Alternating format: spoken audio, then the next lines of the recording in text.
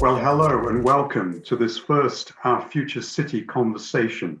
This is the first in a series of webinars on the city's new future vision for central Birmingham 2040. This is something which the City Council has brought together. It's now out for consultation and they're very, very keen to hear from you. I'm Adrian Bland, I live in Birmingham. I'm a partner in the law firm Shakespeare Martineau, which is headquartered in Birmingham, and I chair Urban Land Institute in the Midlands. ULI is a global organisation aiming to promote communities worldwide in a great built environment. We've assembled today a fantastic panel for you. My role here is just to chair it a wee bit and keep the conversation rolling.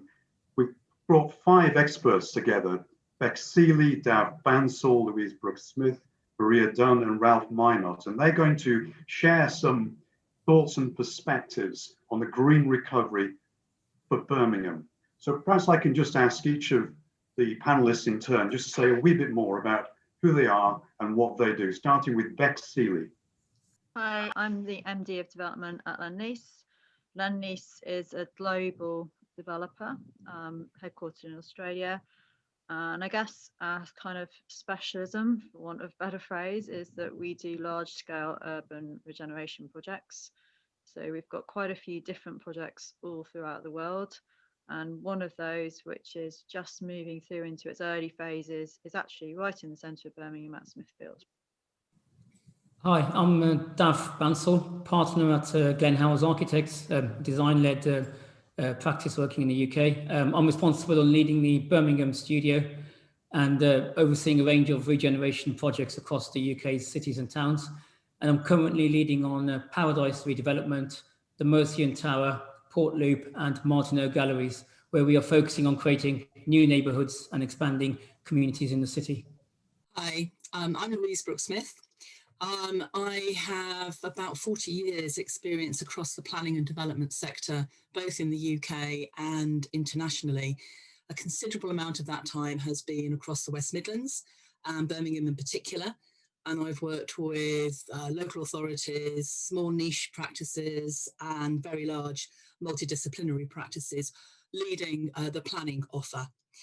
I now sit as a non-exec director and advisor for a number of organisations and bodies related to the built environment. And they range from government panels to FTSE 250 companies, developers and investors. And that's me. Hello, Maria Dunn, Head of Development Policy at Birmingham City Council, leading a wide range of projects, but primarily our planning policy documents and also COVID-19 economic recovery strategy and currently our Route to Zero work. Hi, I'm Ralph Minottt. I'm 13 years at Calthorpe Estates in Birmingham. I'm the Director of Development at Calthorpe, responsible for development and regeneration across the estate. Calthorpe Estate, for those people who don't know the estate, is to the west of the city, southwest, and covers 1,600 acres of Birmingham. We've been here for 300 years, possibly 100 years before there was a borough council or a town council. So we have an absolute vested interest in what the next 300 years of Birmingham looks like, and certainly the next 20. I'm responsible for most planning across the estate, but also notable projects like New Garden Square, Pebble Mill, and Edgbaston Village. Thank you, Ralph. Thank you, everyone. So as I say, the idea today is that the experts will share some thoughts and perspectives on the green recovery for Birmingham. To give the conversation a little bit of structure and focus, we're going to work across 5 topics of distinctiveness, how Birmingham can be distinctive in what it does, priorities for the city, the role of the private sector, how we can share development equitably, and what lessons can be taken from things that have happened in the past in Birmingham, from the panel's own experience, and indeed from what we've seen in cities around the world, which can help Birmingham today. So starting with the first of those topics, I expect everyone on the panel, is very involved in development and has read the council's new city vision, has seen the ideas for a green recovery. The fact is, There are cities all over the UK, Europe, and indeed other parts of the world which are thinking along similar lines at the moment. So my question for the panel is, how can Birmingham do something which is distinctive? And I wonder if I might come first to you, Louise, on this. Thanks, Adrian. I think the context of the climate emergency announced back in June 19 seems a long time ago, but it's an extremely good place to start for this new vision. But let's be realistic. Look how much has changed in the last 12 months, let alone the last 5 years. I go back to the Highbury initiative back in the 1980s, and I've seen how Birmingham has developed, adapted and changed over that time.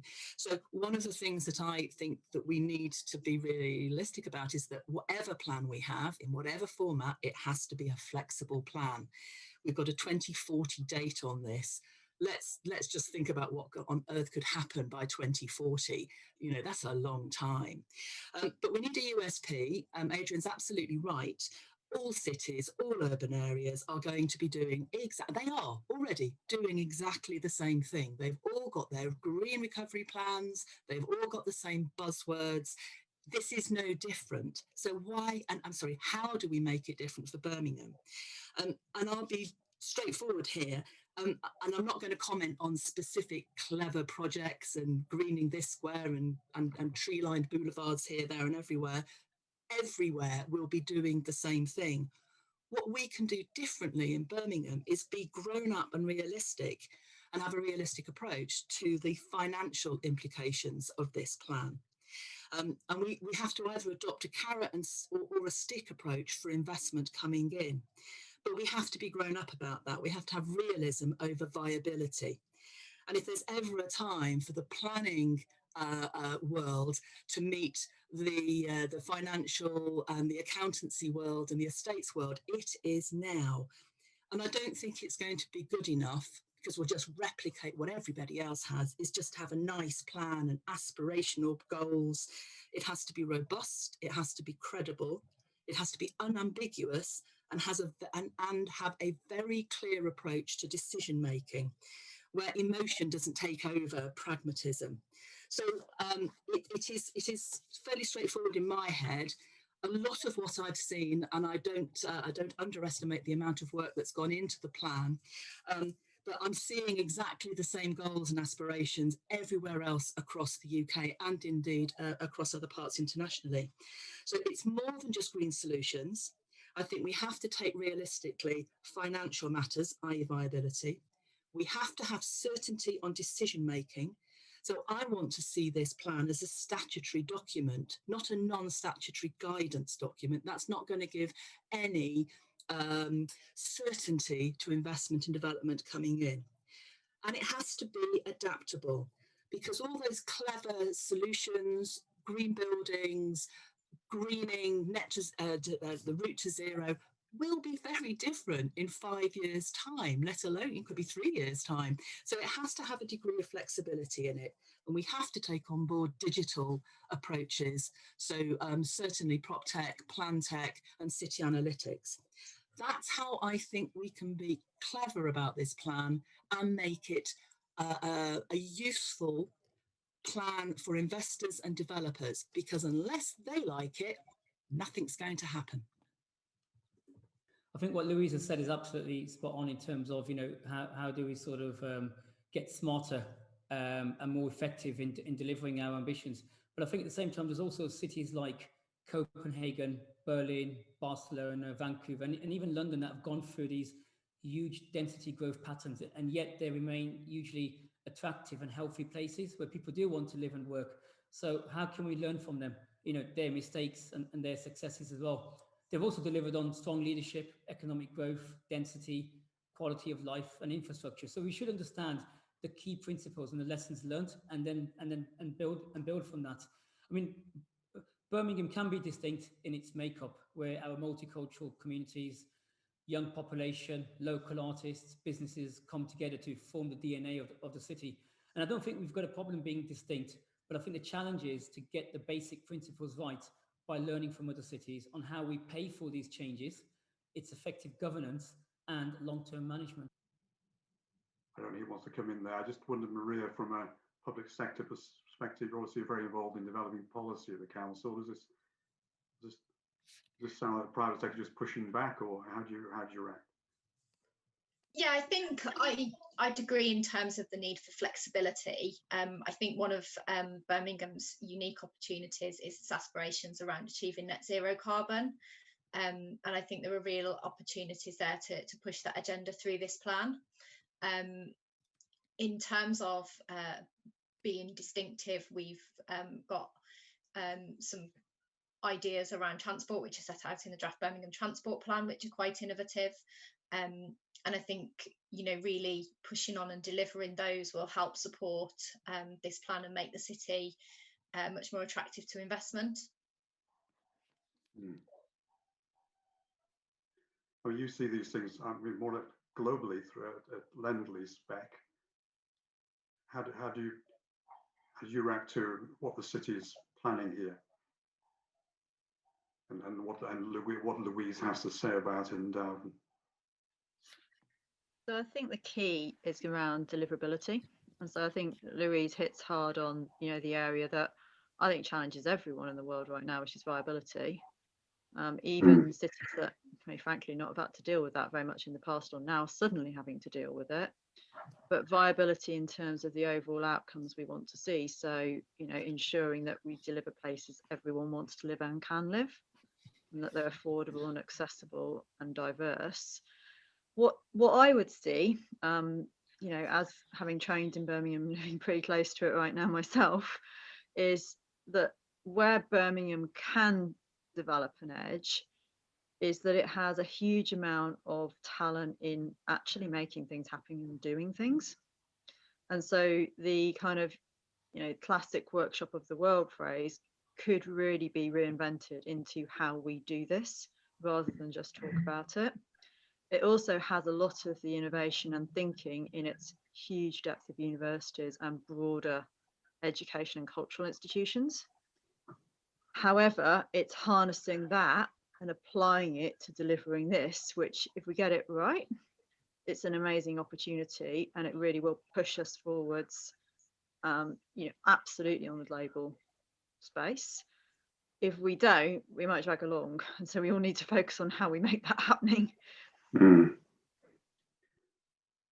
think that perhaps takes us sort of logically, really, to the second topic. But so I'm sort of nailing here, viability is absolutely crucial to this. City's got to be grown up, realistic, pragmatic, that people will welcome clarity. They need to know where they stand if they're going to invest in Birmingham. And actually, you would welcome the ultimate plan having statutory status. So it's a legal issue, and people know exactly where they stand rather than being guidance, which the big city plan was.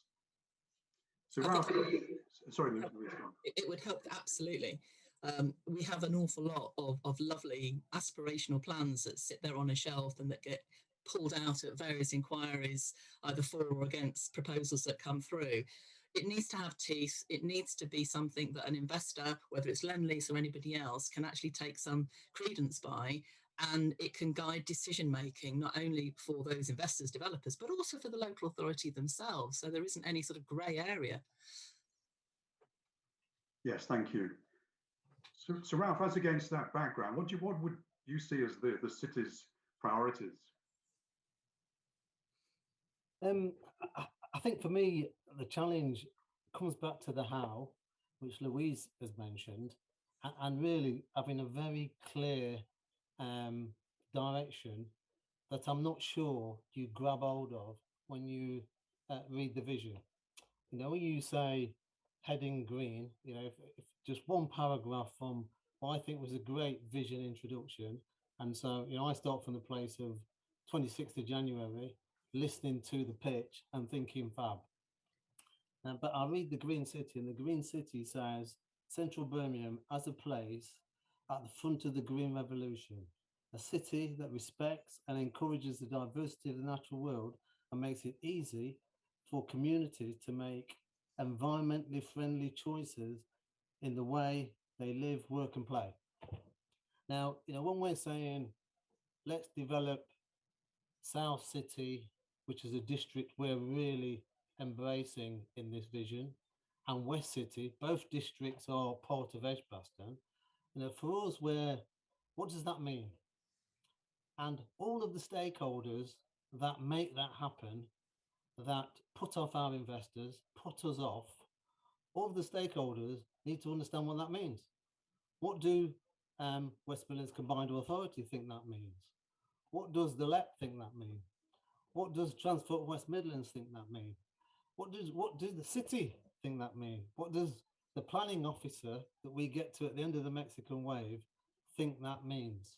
And so when we come and say, oh, we've got somebody who wants to spend £100 million down the road and wants to understand what their priorities are, somewhere in this, there's got to be a statement where the city say, we have all of the investment stakeholders in the public sector speaking one tone. You can be assured that if you want to invest £20 million into Five-Way Station, we won't take £10 million of Section 106 and sill off you and put it somewhere else that we never use it. We'll make sure that that collectively is used to improve that bit of green infrastructure. And wherever it is, for me, there is a how that has viability in it. You know, every one of us is going to talk about viability. And it would be fantastic if this vision had a viability section. And it talked about how viability will crossroad with every one of the principles that we're trying to achieve, and that the city are really grown up in embracing that. Because, you know, we sit all the time seeing investment, seeing lots of things taken away and not actually seeing the results of it. You know, there will be millions of pounds of sill and Section 106 that we've seen passed through regeneration on the estate, I suspect not used today, 5 years on. Now, we're not going to see a city turn green unless all of the effort, all of the sacrifices, all of the, you know, conditions that are attached to any bit of investment are directed and prioritized in a certain way. For that to happen, all the stakeholders need to be speaking the same language. And I'm not sure they necessarily do. You know, we can go and see West Midlands Combined Authority talk about something that is not necessarily on the city's agenda. And this needs to really change, because regeneration on this kind of scale this vision is talking about absolutely needs all of these bodies together.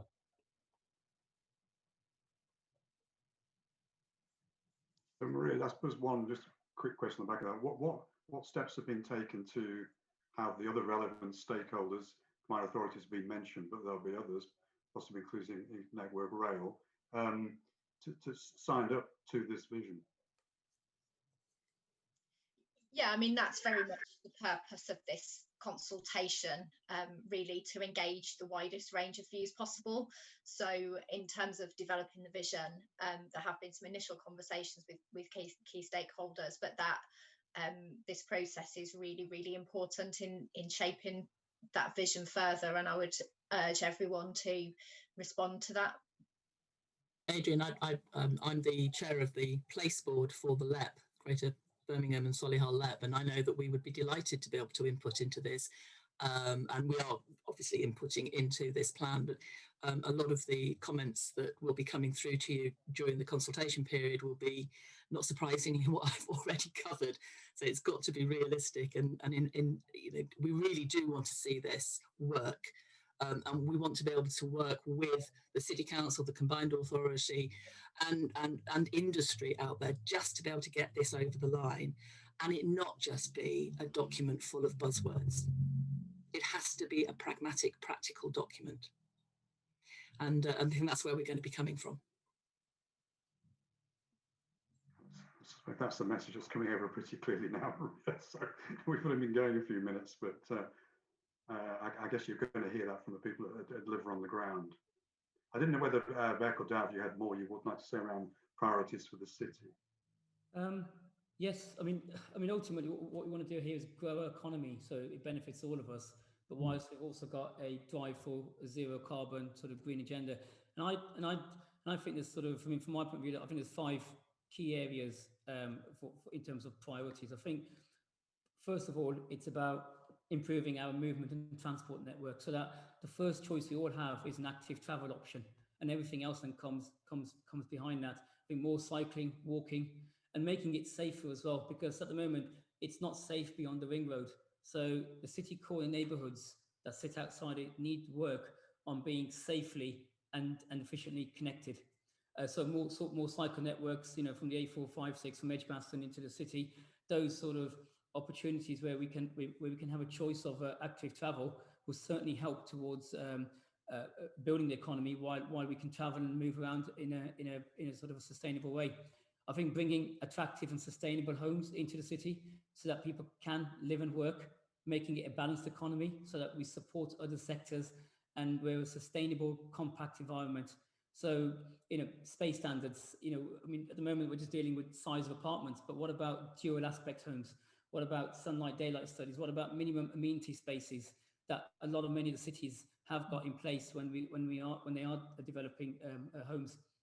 A wide range of homes as well, from co-living to family living, low energy homes, maybe tax breaks and incentives that could encourage to sort of build prefab, modern method of construction, modular homes. So there's a sort of a benefit for developers to be encouraged to move in that direction because of these tax breaks and incentives. And a flexible class use. I mean, maybe live workspaces do return back into the city, where you can adapt a space and make it a workspace or make it a living space or even a sort of a business. So I think bringing those homes back into the city will support other city centre activities and uses as well, and also hopefully soak less greenbelt needs for that. And then I guess to support that is to introduce open green spaces. And I'm not talking about taking down buildings to create more green spaces, actually reconfiguring our existing highways and wasteland so that and so that we can create these demand sort of spaces that are in demand for communal amenities with every development. So use the space we have rather than demolish or create new spaces. I think underused parks, canals, streets, highways, you know, going from tarmac to grass. So, and having a purpose for open spaces so they're connected, they promote healthy lifestyles. There's a program of spaces for activities, and all of that helps in terms of the climate resilience and environmental quality as well. And then just the last two sort of areas is low carbon and low energy buildings. So a clear objective to deliver these types of buildings driving forward. So we drive design and sustainable excellence, incentivize good design through easier planning, defining quality, a city design guide that is robust, comprehensive, and actually it's more about ethics than aesthetics. And I think that's really important. You know, a design review panel that is chaired by by leadership, a strong design review capacity. I mean, every borough in London has one. Every city has one. So where's our sort of independent design panel that can be both for design, sustainability, a champion. So, you know, and also partnering with innovative partners through digital and technology advancements as well. And then finally, I guess this is more of a sort of a planning element, planning policy, is to create spaces that can have flexible, adaptable and relevant uses so that we're not tied down to fixed uses, we're tied down to having the opportunity to be flexible. So we are a city of 1,000 trades, and I think the buildings that we develop in the future should be able to be adaptable for these trades, because I'm sure in the life cycle of a building, it will probably change 6-7 times in terms of its longevity. That's quite a list there. Thank you for that. Can I just come back on one thing, which was just sort of especially fascinating? Did you say, if I understand correctly, a design guide which is defined by ethics, not aesthetics? Did I hear that correctly? Yes. Yeah. Yes. Should you want us to expand on that a little? That's interesting. I think what I'm seeing at the moment in the city is a lot of lovely CGIs and visuals of all these great sort of bright days, you know, lovely trees, everyone looking sort of happy and so on. So sometimes I think we're being driven sometimes by aesthetics. We sort of buy into the aesthetics and then feel like that's got planning, give it planning, and then when reality hits, viability, performance of buildings, longevity, understanding just how people move around cities, movement, and sort of understanding the sort of DNA of the city. So there's so much behind designing places and therefore, sort of spaces for community use and for people, that I think we need to have a much more robust criteria when we come to assessing developments. And I think at the moment that seems to be missing. If you look at the sort of the old Cape design review panel, it had sort of 12 key points, and it even went down to the credibility of the developers who are working on these opportunities. And I think we've got to question that if we want to deliver quality and actually deliver developments in the city. I think there's too many empty spaces sitting there because of increased land values and sites being flipped from one developer to another. We're not choosing the right development partners to deliver, to deliver in the city right now. And I think if we don't do it, we'll be a missed opportunity. Yeah, I must say that last part, I agree. I mean, we all work in Birmingham, and it's not just Birmingham, but you all know, you see some pie in the sky schemes and you know who's behind them, and you have a fair idea, are they going to deliver, aren't they? And you groan when you see sometimes the name associated with a particular scheme, because you know it's just never going to happen.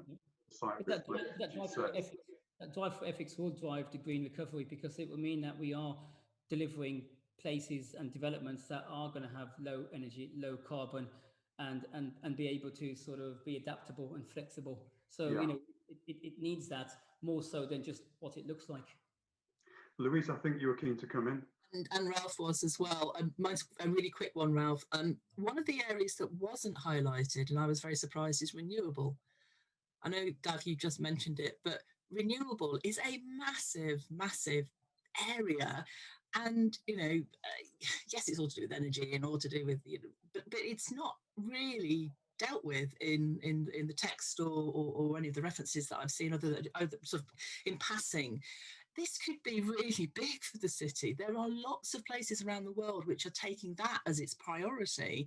I'm really surprised, given the size of Birmingham. I appreciate that we're only talking about the core of the city at the moment, but let's be honest, if this works, we should be able to roll this sort of plan out with the same ethics and the same principles across the whole of the city. And I think we need to be realistic from day one to be able to embrace what we can do with the renewable sector and have that as one of our priorities. I'm not saying it's necessarily right at the top, but it has to be there. So that's one of the areas. And the other one was very, very quickly, we can have flexible uses for areas, and we're not beholden to central government and the national list of what you can and can't do. Every local authority, every planning authority has the opportunity through an LDO, various other parts of the legislation, to bring in all sorts of different variations on a theme. Birmingham have done that in the past. They absolutely should be looking at it now. Thanks, Lisa. Coming to you then, Ralph, and I think Bek may want a word after that. A couple of things really. Firstly, picking up the words about distinctive and how we do things, I think Birmingham cannot be afraid to learn from others. And one of my worries really is, we talk about, I mean, Bek mentioned that we've done, in Birmingham terms, we've done quite well with certain things that we bring forward.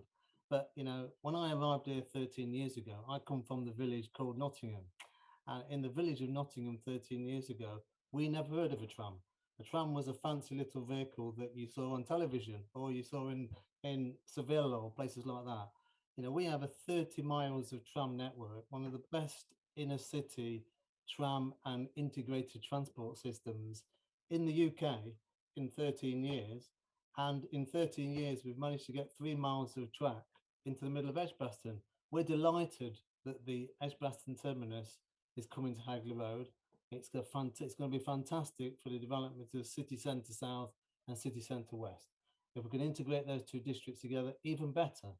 But we're not doing things really quickly. When you take that as an example, we must be able to learn from other cities and be prepared to put our hands up and say, one of our priorities is going to be, we're going to learn what other people do well and not try and be distinctive for distinctive's sake, and not just take good examples. Because, we've had in Calthorpe a strip of land 8 metres wide from Five Ways Island to Lawswood Road for 20, 30 years, reserved for a tram to arrive. And here we are now 13 years later, and we've done the first 3 miles of it. Well, we've got a bit to go, and we've got a bit to go in 20 years. And so wouldn't it be great if in 13 years we can do the same as a little village like Nottingham can do? You know, so learning from other people, I think, is a big priority for me. Thanks, Ralph, and we'll come on to that towards the end as well again. Thank you. And Bek, did you have something you wanted to? I was just going to add in around the point on deliverability. What I think is probably really, really important right now is a bridge from where the world is now to getting on this journey. Because there are some things that I think everyone kind of, you know, we do this for a living. Momentum is really key in moving a place and developing things. And if we're not careful, then some of the things that are in the city that, you know, direct result of COVID or direct result of other things, holes, gaps, you know, shops that used to be there, large stores that used to be there, unless we get those filled up with things that add vibrancy and a use and bring people to the city centre, I think no matter how much we think about the future and all the great things we want to do, people will lose the habit of wanting to come to the city centre. And once people lose the habit and they find other things to do and it kind of just goes, it's very hard to turn that back. And so I think we have to really focus on immediate things that we can do quite quickly that will get us moving and really prioritise, not too many of them, really focus to keep that momentum so we can build on it. Otherwise it will be tougher, is my gut feel. Thank you. So we should perhaps move on in a second, but Ralph, you emphasise the need for clarity. So we also got high level statements in the vision, but what you're going to need is some real clarity of what they mean, and also that all the public sector stakeholders are signed up to the same agenda. So you're not trying to please one only to fall over another in trying to get things done. Dav, you came with quite a shopping list really of things that would all of them fabulous things, you know, from improving transport, you know, all the way through to a design gathers place more on ethics than aesthetics. Fabulous list there. And Bek, you round us off really by making two points really from Professor Bek, that just fixing some of those very pressing immediate problems is absolutely essential to create the platform to move on to some of the longer term, higher level aims and ambitions which are set out here. And Ralph, again, you rather not a million miles now really are saying, actually, as a city, we just got to move a lot faster and get stuff done we've been talking about for a long time, as well as think about the longer term and learn from a little village not far away. So I'm going to take us on there, if I may. So as our third topic was, you know, in the past, it was often said it was the public sector's job to put in the infrastructure and the public spaces, and then the private sector would respond with development that leveraged all that. But what is the role of the private sector in all this now as we go forward? I wonder if I could come to you, Maria, just for your view on that. Yeah, I think in terms of public realm and infrastructure, it's so fundamental to get that right. And in that respect, things haven't changed. I think some of what Bek was saying about making sure people have a reason to come to the city.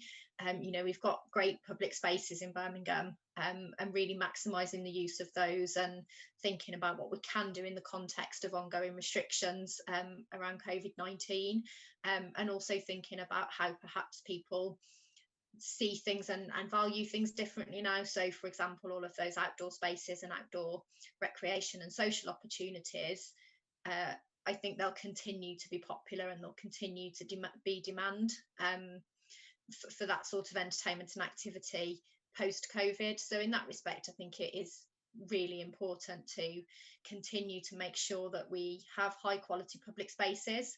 I think in terms of whose role it is to provide them, we all know that local government finances have been very stretched in recent years and will continue to be so in the future.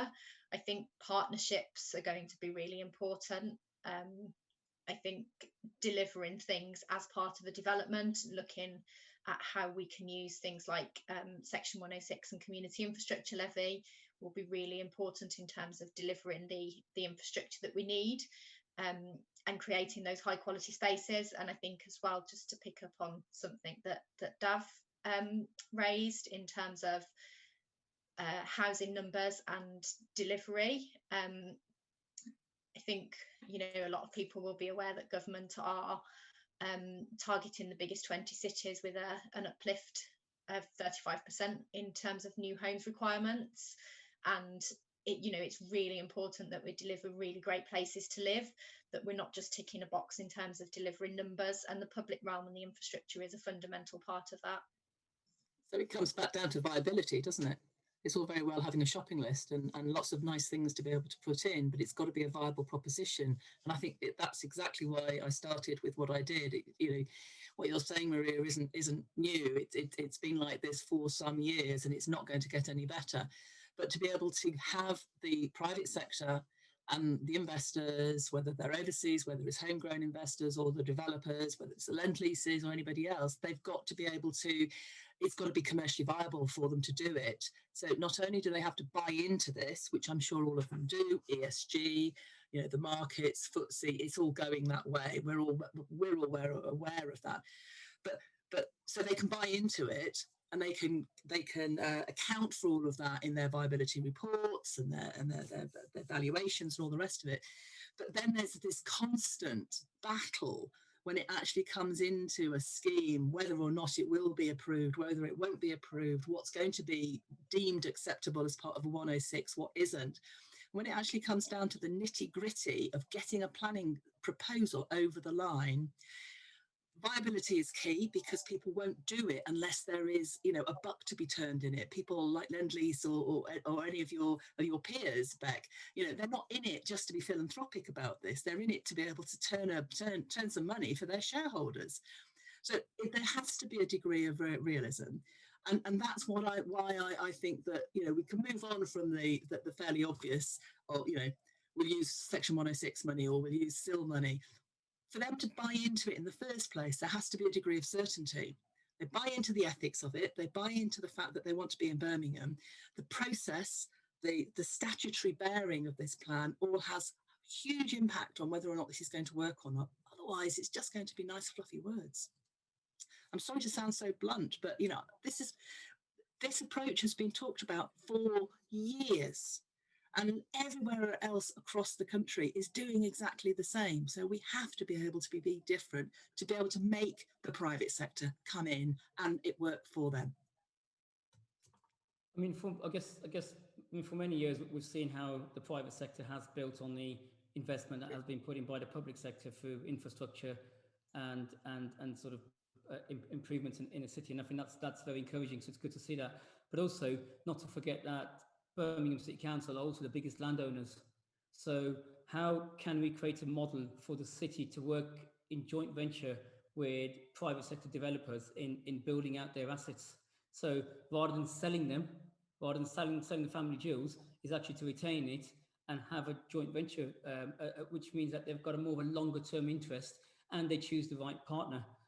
There's also opportunities where, I guess, you know, with the Birmingham Development Company itself can develop its own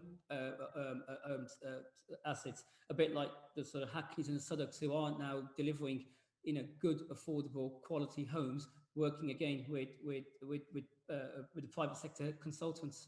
So there's many opportunities, and also I think some transparency and honesty in terms of where does the Section 106 go, because I think if that can be portrayed, it will give developers a confidence to actually invest more if they know that money is going towards sort of creating the setting and the improvements around their developments, or in some sort of project that will benefit their developments. I think if people know where money is being spent, I think, you know, the likelihood is they'll want to spend more, and vice versa. The city can also demand for more communal amenities and more investments into local communities as a result of developments moving forward. And remember that, you know, going back, God knows how many years now, back in the 80s, that's exactly what the city did at that point. They used their landed assets as collateral, as part of partnerships. That's how Bordesley Village was developed. like it or loathe it now, you know, that was a wasteland in the 80s. That was developed purely because Birmingham went out on a limb. They put their money where their mouth was. They put their land where their mouth was, went into partnership at the time. And they literally, you know, East Birmingham was completely turned around. It can do it then. It can certainly do it again now. Well, Bek, if I could come to you, what do you see for a company like Lendlease coming into Birmingham? What do you see as the company's role in Birmingham, or the private sector's role of companies like Lendlease? I think it's really interesting because there's a lot of commonality actually in what both Louise and Dav are saying. So if I look at, you know, sort of the Lendlease business model and how we work, then, you know, we do put a lot of things into our schemes that create a great place. You may argue some of those things are over and above what you technically might need to do. And there's two reasons we do those: because we think that commercially in the long term delivers a better quality place and a better value place. And then also because I think it's something like 70% of Lendlease projects are in partnership directly with government, local authority, city, whatever the organisation structure is in the country. And generally, we enter into those partnerships to facilitate the use of that public asset and broader land maybe around it to, you know, create and regenerate and move forwards a city and a place. So we enter into those partnerships for that very reason, that, you know, more often than not, the point is that the kind of whole philosophy is to capture and make broader value for communities, not just simply about, you know, a land price on entry and maximizing it in that moment. It's about the long term. So I think there's a lot of philosophy that aligns. I think from a Birmingham perspective, when Lendlease makes an investment decision around a scheme, it makes an investment decision around a city or a place as well. Because, you know, it's only in the context of that broader environment you can evaluate something. And we, in many ways, look at it on a very broad range of factors: education, how we think an economy will develop, and the untapped potential for those things to move and to grow, and the ambition of an area are absolutely right at the top of our list. And we think that Birmingham, probably the broader West Midlands region, has those things. The commitment to infrastructure, though per Ralph's comment, maybe as quick as we could possibly do it, you know, features very highly on that, because it enables a place to come together in a broader region. And then there's things that I think fundamentally are really difficult to explain, but you have to believe that a community wants it and wants to be with you and grow. And that's not easy in large scale urban regen, because you're going to not be liked by everyone. We know that. But you have to believe that you are aligned in the overall and the longer term, more right than wrong, if that makes sense. And that's really difficult to sum up, but that's very important, because if you are going into a place and it's just never going to happen, then you're not going to survive 20 and 30 years and come out with a place that, you know, people might say, I wish you'd done it like that, but they'd also then say, but on the round you did an okay job, thanks. And we were part of it. You didn't cut us out, and it was a kind of collaborative process as we want to see. So there's a whole range of things in their age, in which I think the vision that's been set out, you know, there's strong themes in that. And coming into Birmingham, we come into the city for those reasons. And also, I think the final thing I would say is that I recognise we're part of that. I can't just moan about everyone else not doing it. We've all got to play our part and make it happen. And so, therefore, being able to collaborate and to help the council and the broader partners make things happen, as much about us doing it as saying everyone else you need to do it. Thank you for that. So Maria, you said obviously public sector finances are stretched, as we know, more stretched than they were 2 years ago. And therefore a partnership approach is needed, because the public sector may not be able to deliver some of what it could deliver before. The point is made that Birmingham City Council has an incredible land portfolio of its own. and that perhaps rather than selling off some of that land, a lot could be achieved through more partnership development, and so that you achieve public sector aims and private sector investment returns at the same time.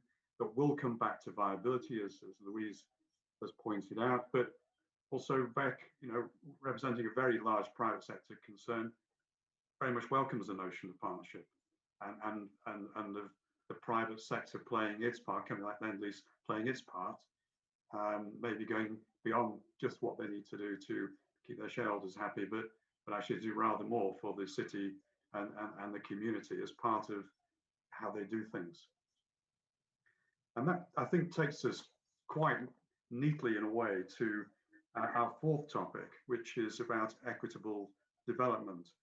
So the big city plan, the predecessor to this new vision, very much concentrated on Birmingham city centre and the people who frequent it. The new vision goes beyond the ring road in what's a sort of clear attempt to benefit people in central Birmingham, and maybe beyond that, but particularly in central Birmingham, outside the city centre. So that's a great aspiration. The question is, how can we actually spread development in an equitable way? I wonder if I might come to you on this, Dav. I guess it's going back to some of the sort of priorities that I sort of outlined earlier. I think that, and how do we spread the opportunities and the economic growth in a very sort of fair and equitable way across the sort of the wider Birmingham. And I think the investment in movement, connecting places, so the new stations, the cycleways, the walkways, and the expansion of the metro routes, I think are all helping to do this. So, it's making it safe. As I mentioned before, it's not safe beyond the sort of the middle way. So communities feel disconnected, and any sort of those communities outside the city feel like they're not part of this recovery or growth.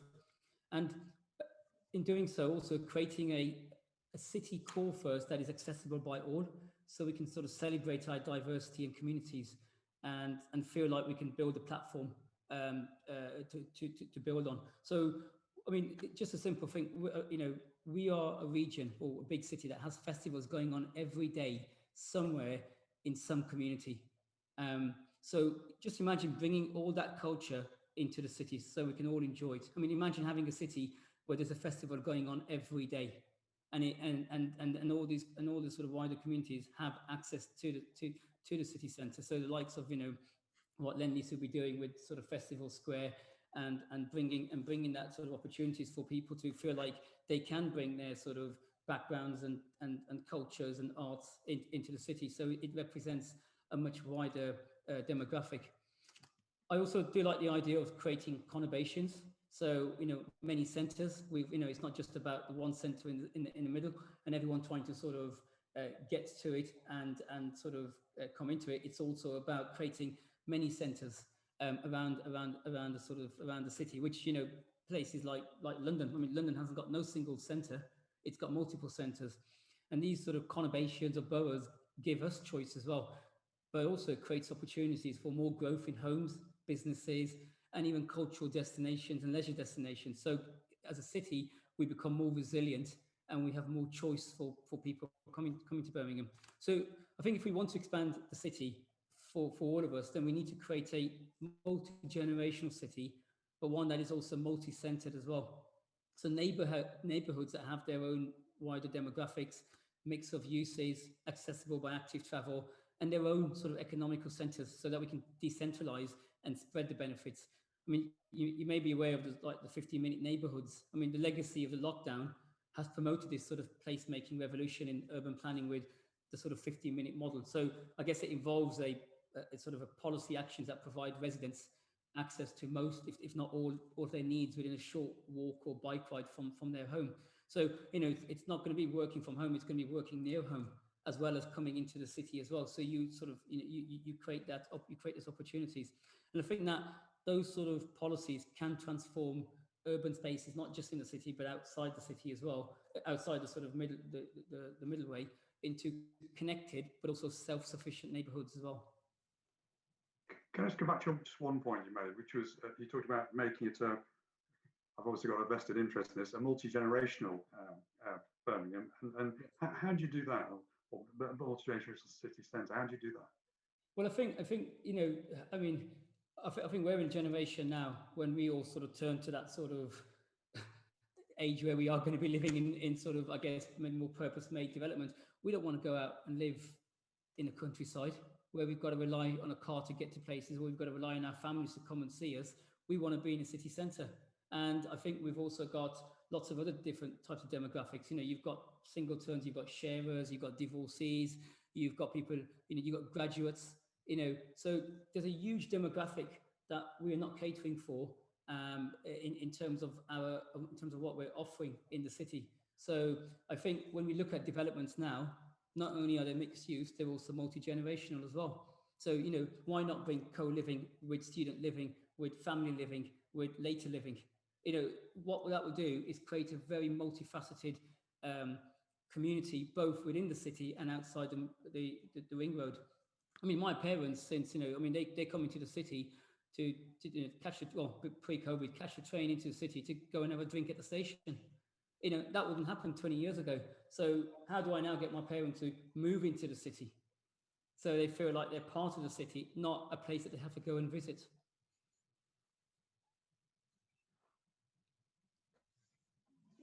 I'm going to throw this open to other comments here. I'm guessing the 15-minute neighbourhood, though, is probably a topic close to Ralph's heart. There are some really good examples of 15 and 20-minute centres where that access is on foot or by cycle.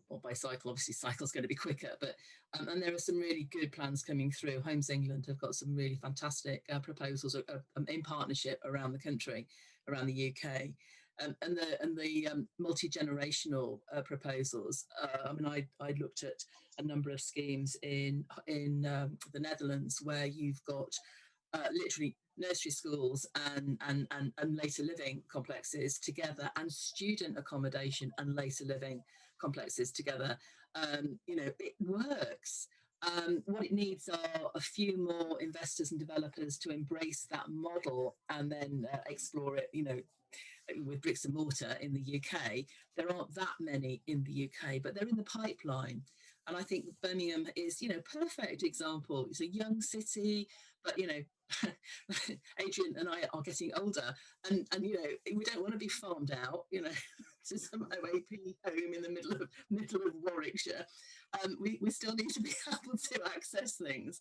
So I think that's, you know, knocked on the head there. I think it is important just to be able to plan and anticipate the opportunity for multi-generational schemes, and that's getting the investors to come in. It's no good just having it on a, you know, on a plan saying, yeah, we want multi-generational on this bit here.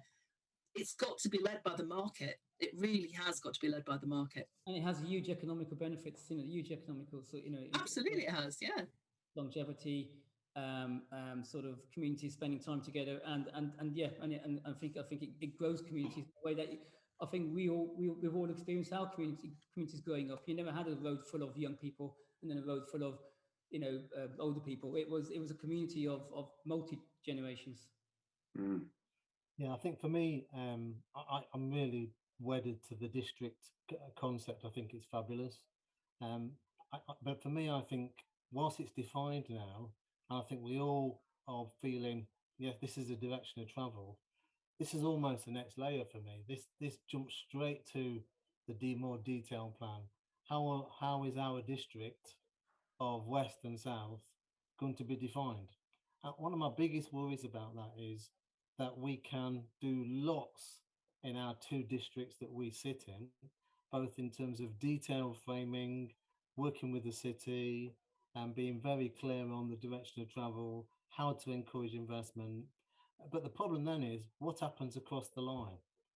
You know, when we talk about creating a sustainable Edgbaston or a sustainable Ladywood or whatever, what happens when we step over the roundabout and we've got to go down a racetrack, or we've got to go down a motorway, and there isn't a green corridor, and there isn't a cycle route, and there isn't, you know, all the other things. So, you know, this integration of the neighbourhoods is another topic that's mentioned, and I think that's as important as the neighbourhoods.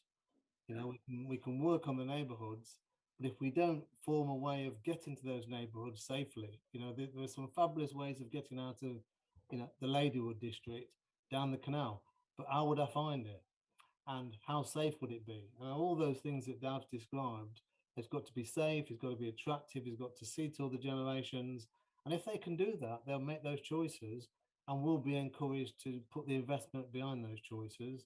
But for me, I'm kind of worried about beyond the districts now, you've defined it, how the rest is going to link up. Yes, and that interconnectedness and safe transport is actually a theme that's a recurrent theme in this conversation. I mean, one point I just thought to make is just what Bek said was that community engagement and that stakeholder engagement is hugely important, because that's another way of making sure that, you know, we are creating this equitable sort of growth for different generations, but also for the different centres and communities, is to bring them in and get them involved with how not just their sort of centres, but also how the city centre is also going to grow. And I think that community engagement cannot be underestimated. This is not about consultation events.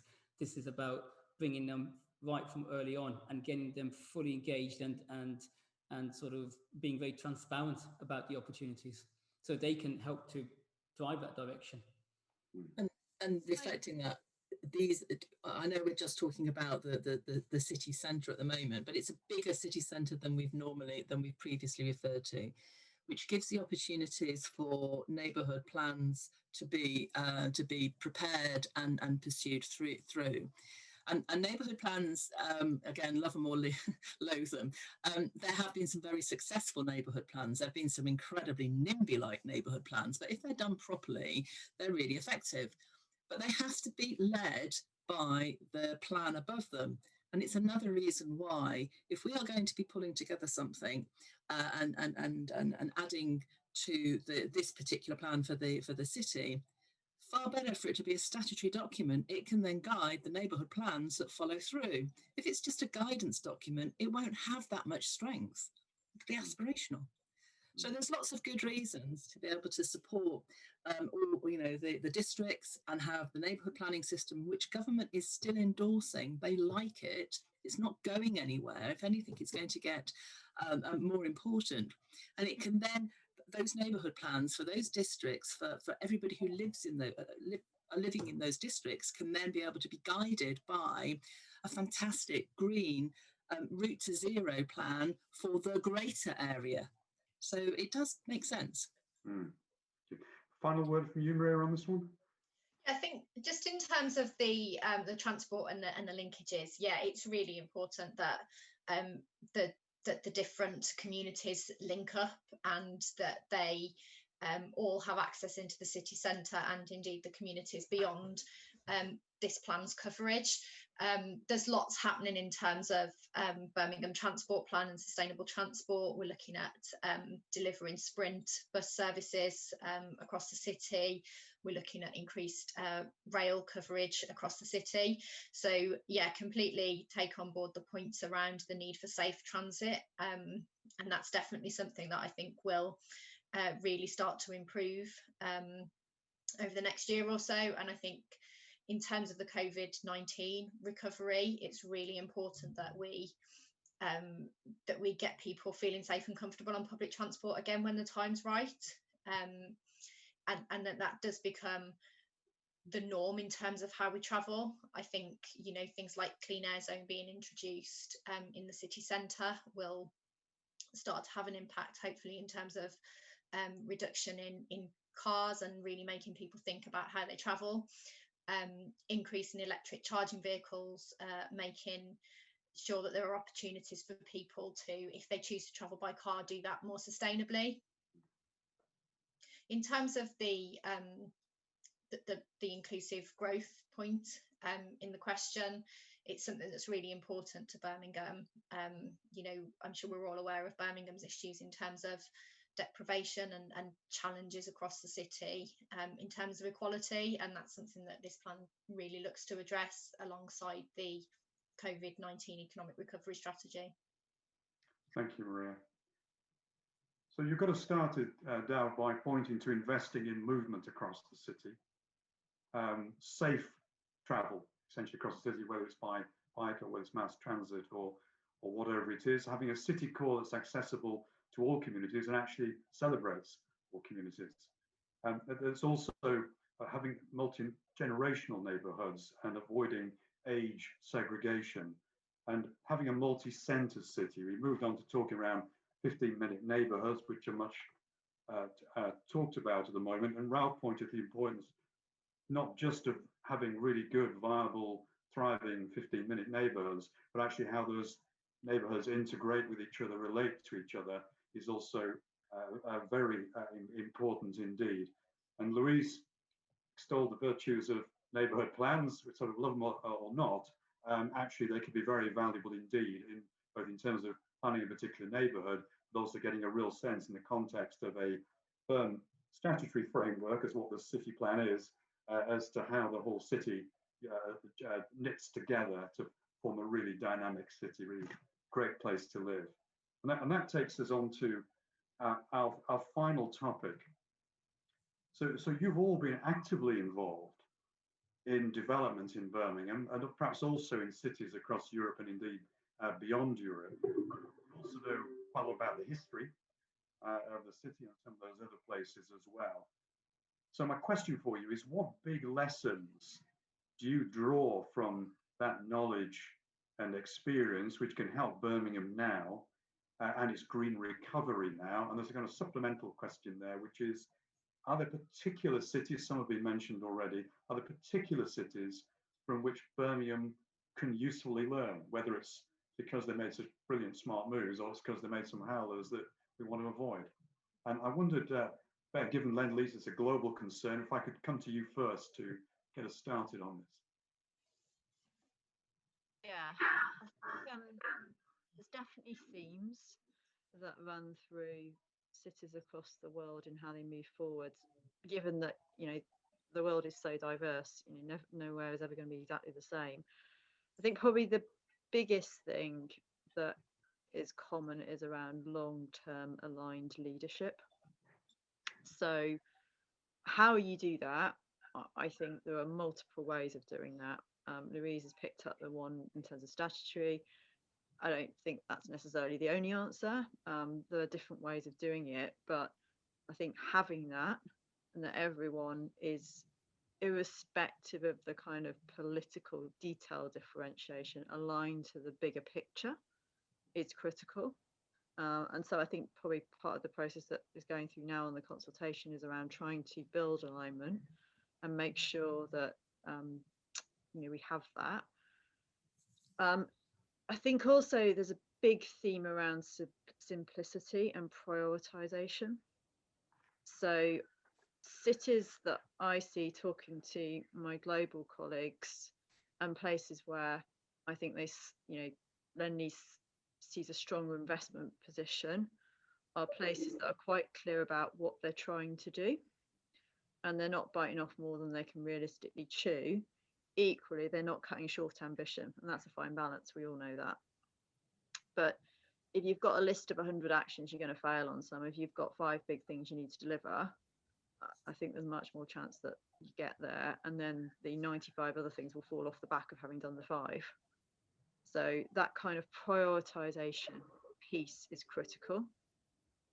And then the other theme that I look around the world and I see some really nice examples that are just so simple, is just focusing on sometimes those small local community initiatives that are cheap often and allowing people freedom to do things.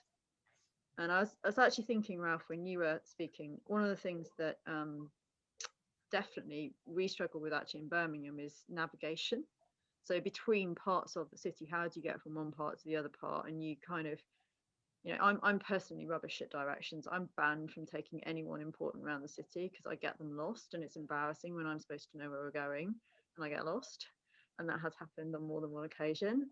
And we have, you know, I deliberately now delegate all of that and my team do it And there's a couple of people in my team who know every nook and cranny how to get all these beautiful links that do exist along the canals, but no one else does. And what the most common piece of feedback is from, we bring many kind of outsiders into the city to look around it, part of our teams, etc. They think, in comparison to other cities they work in, that Birmingham is actually a hugely walkable city. And it's amazing that you can walk this far and get as many places, but they're terrified of doing it on their own because they just think that they need the tour guide. And so some really simple things like signage, navigation, that you don't necessarily need to spend shed loads of money on, but actually communities can adopt. And once you get those sorts of things going, you see spirit and that kind of whole innovation things start to drive in line with a broader agenda, can really make a place happen. And I see that cities around the world that find a way of letting those things go and move and take shape, that really supports a long-term kind of agenda and outcomes that are kind of more strategic base. Teddy, where in particular you think Birmingham could look to? I think it's difficult, because if you say a city, Adrian, then everyone says, oh no, it's not quite like that, etc.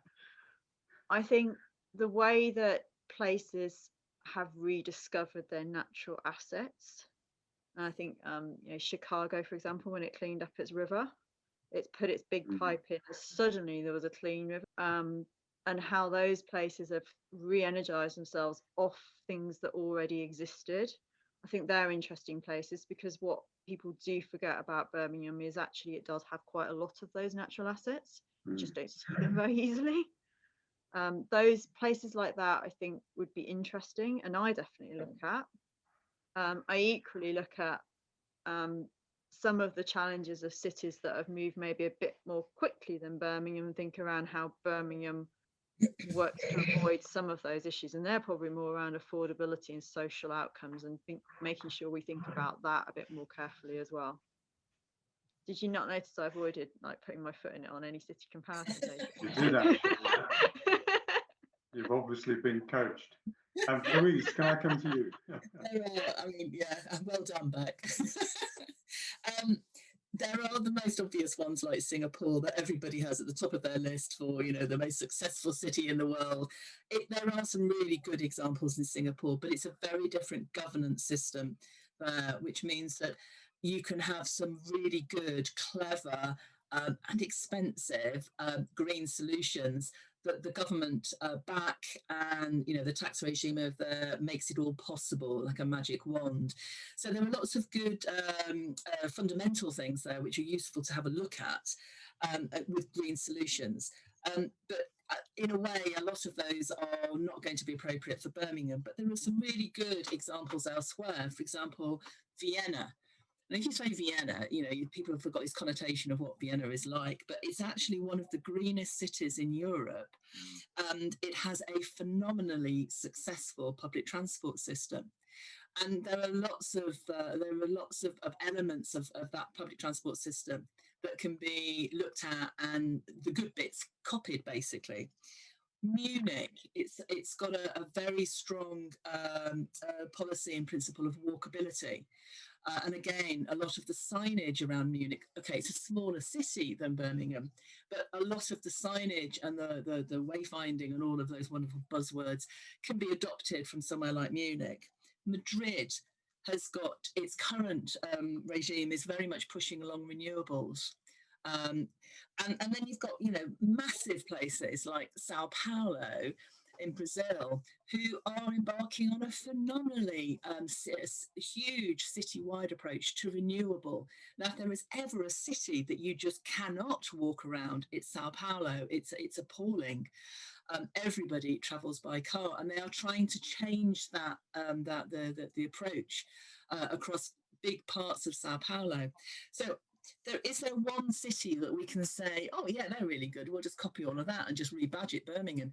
I don't think there is, but there are lots of good examples elsewhere where they've gone through all the heartache, they've tried, they've tested, they've changed it, they've adapted it, and they've come up with something that actually works. And we can then, life's short, we can adopt those approaches, learn from other people's mistakes and bring them into Birmingham. I think we have to lose the arrogance and lose the pride of let's do something just special for Birmingham. Let's learn from everybody else and make it good for Birmingham, and be realistic about the time scale. I think I said right at the very beginning, 2040 it's a long time off. And I think we've got to be more realistic about how technology is going to change. And perhaps have more realistic timeframes in mind, and that's why it's so important to learn from our neighbours. I know we're not part of Europe anymore, but my goodness, they've got it right in a lot of places.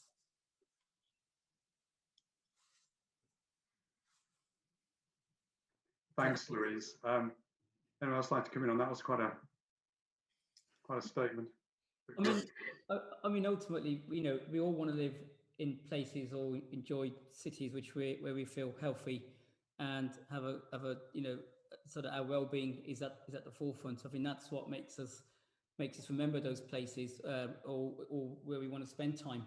And I think what's the common theme with all the cities that everyone's talked about is one is about sort of how they're promoting health through leisure and sports. So people are spending more time doing things with their family, doing things with their communities, and being more engaged. And the other thing that I think places like Chicago, Madrid, and all the cities that we've mentioned have invested in is arts and culture. Mm. If we want to be in places where, yes, we live and work, and that's part of our sort of human function. But ultimately, we also want to have a place where we can enjoy the arts, enjoy the culture, and do things. And that's what will keep us here. It's what will keep our graduates here.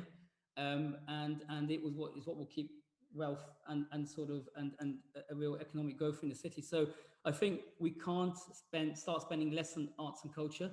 And I know funds are challenging, but I think there are other ways of getting private sector private sector opportunities to bring in and focus on the arts and culture. And I think that's hugely important because many of these cities have turned around because of those sort of investments. And it's also the things that we remember when we visit these cities. Mm. And part of it, none of it is going to be, as Louise said, it is going to be 20 years. It is going to take time. We're not going to turn this around, in a few years. But I think what we should have is a clear plan for a short-term, a mid-term, and a long-term sort of phasing, so that it's a continual thing. And I'm sure when we get to the end of 20 years, we still won't be happy.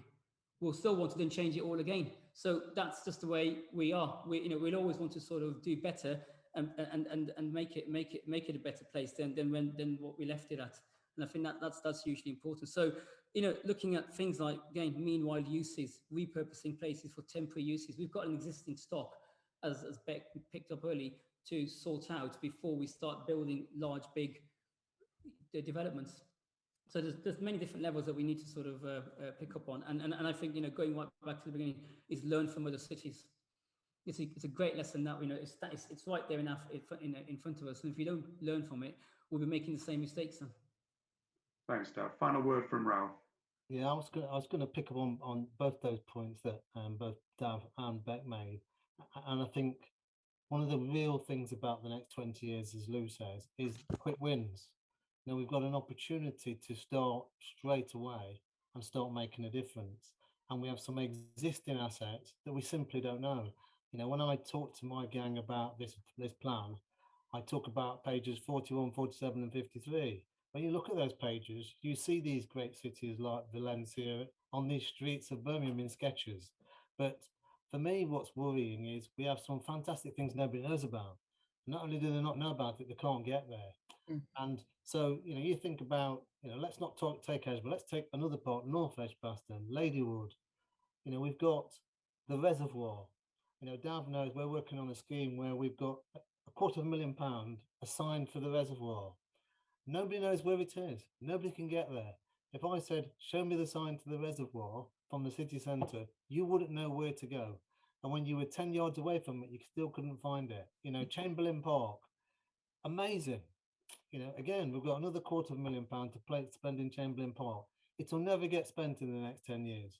But if it could, and the first thing we did was put a sign to get there, then I'm telling you, a lot of the city would enjoy both of those places right away. So in terms of quick wins, we have real opportunity to just say, let's open these drawers where all this money has been put somewhere to improve some of these great assets that we've got. Let's get people to find where they are when they come to Birmingham. They'll really enjoy it. And we'll have the quick wins that lead into the bigger stories on page 41, 47, 53. Fantastic. Thank you, Ralph. You've read it all, haven't you? Mind you, I did do a couple of laps of the reservoir at the weekend, so but I've lived here a long time. So Bek, you said that long-term aligned leadership is absolutely fundamental. The clarity and priorities are also essential, but also to encourage small local initiatives that often don't cost a lot, but do a lot to improve a city, bring some life into a city. And signage and navigation, as Ralph has endorsed, really can do a great deal as part of that. And also recognizing the natural assets that Birmingham does have. Of course, there's a West Midlands National Park concept at the moment, which is all about that. And other cities like Chicago, just to name one, has done a lot around some of its natural resources. But Birmingham has them too, and we can make more of them. And the point that's been made quite a number of times over, really, is we do need some quick wins here about what happens in 2040. I'm going to draw things to a close now. I'm mindful of time. So in the course of this discussion, we talked about how Birmingham can be distinctive, what the city's priorities should be, what the role of the private sector should be now, how we can actually spread development in an equitable way, what big lessons we can draw. We just touched on this from your knowledge and from Birmingham's history and from other cities around the world. There's a huge amount of detail there, some fantastic detail. Thank you, everyone. Some things that came up quite a bit really were viability, the fundamental essence of that. Otherwise, nothing really happens. The need for clarity, the need of a robust, ideally a statutorily enforced framework so everyone knows where they stand. The need for flexibility, in part because this is, it's a very long vision, 2040. The world's changing very fast. And the point is made, what we really need is some quick wins, some short, medium, and long-term objectives, and accept that the plan is going to have to change a great deal in the length between here and 2040. And the importance of being a learning city, to keep learning from what the city itself has done before, its experience as it goes along, and what other cities have done or are doing. This is the first of a series of webinars. I hope this has been a great value to you. There will be a number more. Birmingham City Council will be publicising them. Don't miss them.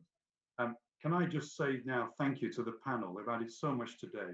Ralph Minottt, Maria Dunn, Louise Brooke-Smith, Dav Bansal, and Bek Seeley. I've been Adrian Bland. Thank you for making time for this webinar and joining us. Do please share your views with Birmingham City Council in the consultation process. For now, though, thank you again and goodbye.